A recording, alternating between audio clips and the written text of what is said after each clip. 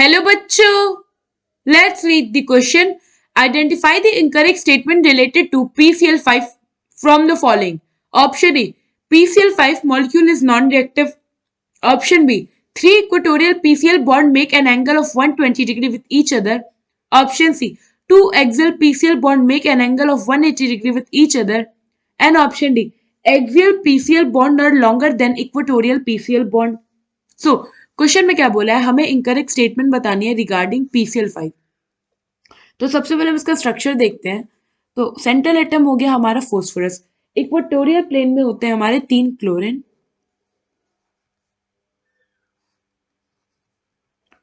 And ये ऐसे.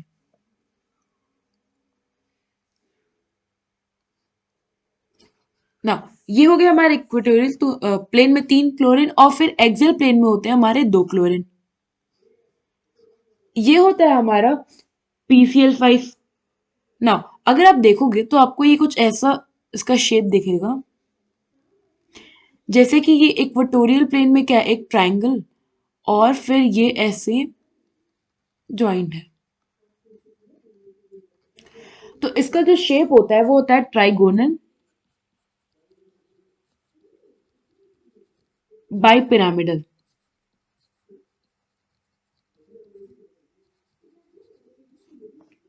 ना अब हम अपने स्टेटमेंट को रीड करते हैं. तो पहला स्टेटमेंट क्या कह रहा है कि जो हमारा PCl5 है वो नॉन रिएक्टिव है. सो ये वाला हमारा स्टेटमेंट इनकरेक्ट है, क्योंकि जो हमारा PCl5 होता है ये रिएक्टिव होता है. PCl5 is a reactive gas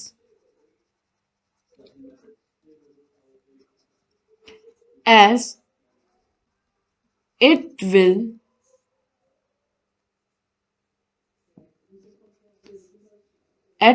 will evolve Cl2 gas easily.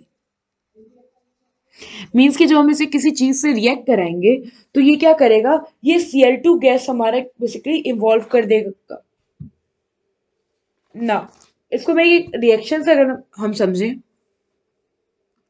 Apart from this हम इसको एक रिएक्शन समझते हैं. जैसे कि हमने PCl5 लिया, हमने इसको डाल दिया C2H5OH एथेनॉल में, तो ये क्या करता है कि फटाफट इसके साथ रिएक्ट करके फॉर्म कर देगा C2H5Cl एंड हमें मिल जाएगा POCl3 एंड HCl. तो ये बॉन्ड कुछ ऐसे टूटता है जैसे कि यहां से हमारा एक Cl टूटा सपोज और एक Cl हमारे यहां से टूट गया और फिर क्या हुआ, हमें मिल गया POCl3. मतलब क्लोरीन अलग अलग हो गया, फिर जाके वो बॉन्ड हो गए C2H5 के साथ एक और एक हमारा हाइड्रोजन के साथ. सो हमारा ए वाला तो हमें पता चल गया कि हमारा ए वाला इनकरेक्ट है ना.